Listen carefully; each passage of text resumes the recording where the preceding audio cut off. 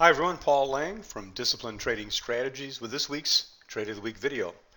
This is for the week ending January 5th of 2020, first week of the new year. The stock was MU, and you see this is titled the worst play of the week. I'll explain why in just a minute. The stock was MU. It was on the 2nd, which was a Thursday. It was based on a 60-minute and daily chart retest and failure pattern, entry on a 1-minute secondary sign of weakness, management simple. The reward to risk only just short of 1-to-1, which is not what you normally want to see, but it's not always a bad thing. It's why it was pegged the worst play of the week, but it was my favorite strategy, and I will show you why in just a second. First of all, as always, the free stuff this week.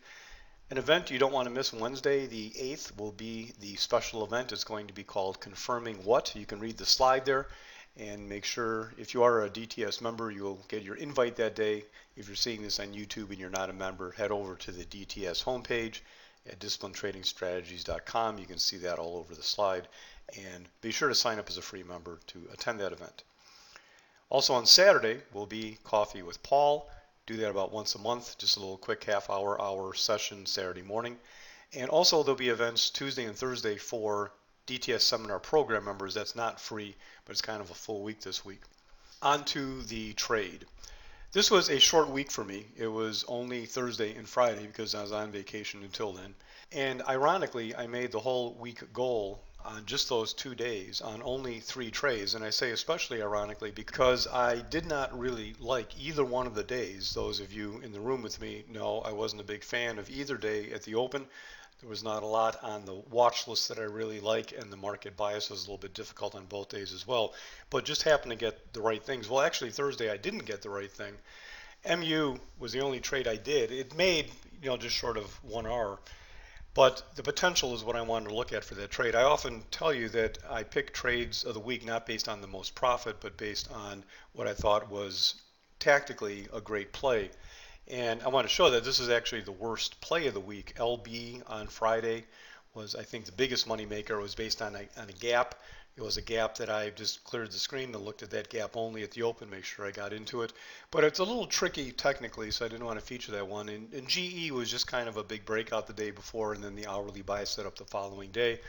Kind of boring routine. They were the bigger money makers, but I wanted to show you MU. And MU also really should have been the biggest moneymaker of the week, but the market was a little stubborn that day. So I just wanted to explain why we're looking at MU, even though it was the least performer of the week on a 3-trade week, Thursday, Friday only for me. Here's the daily chart of MU, and what's going to happen here on the day of the trade is we're going to gap up and run up into that resistance area right up in there. Boom. You can see it looks a little funny because there's a green bar that day and you're wondering why is that a short. Well, that wasn't supposed to necessarily turn out like that, but I did make some money on it. Let's take a look at how that happened. Even though I mentioned it as a daily and 60-minute retest and failure, I'm showing the 15-minute chart here because the 60 looks a little funny. It ran up and down so quick in the morning you barely see it, but it's that 60-minute, 15-minute retest up in there that's really retesting the prior high from back on the chart that you can't see on that particular chart there. Again, it's very important to understand people get all confused about support and resistance and they think you have to look for that exact number. That's not it. Support and resistance are areas, and it's how you react in that area. And when you combine reversal time knowledge and the run and the market timing, that's what made this entry great. And actually, it was a great entry. I shorted it just off that high up in there. I'm not sure how many cents it was off the high, but that's the confidence that I had on that one time, one try entry. 55.28 stop 55.66. I also gave it a little more room than I needed to. That would have helped the reward to risk on this as well.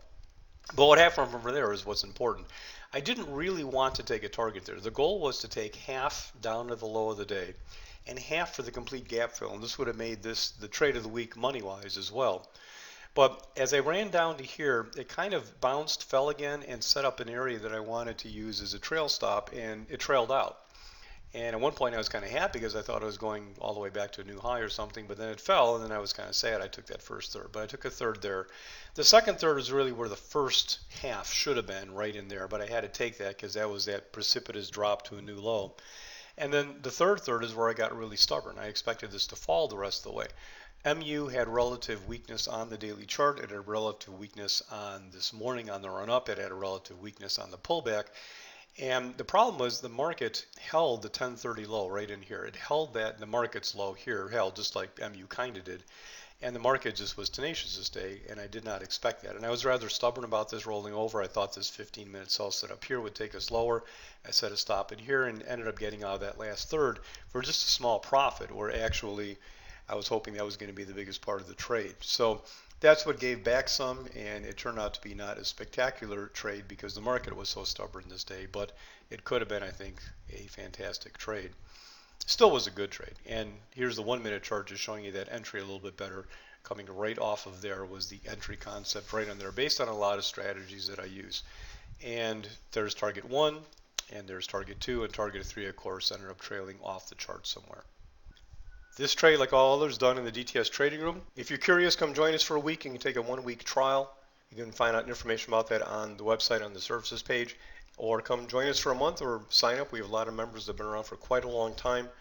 DTS Trading Room, where we try and focus on a few excellent plays every morning, get the job done early, and make our goals with limited time every week during the key trading times for the market. Until next time, this is Paul for DTS. Good trading, everybody.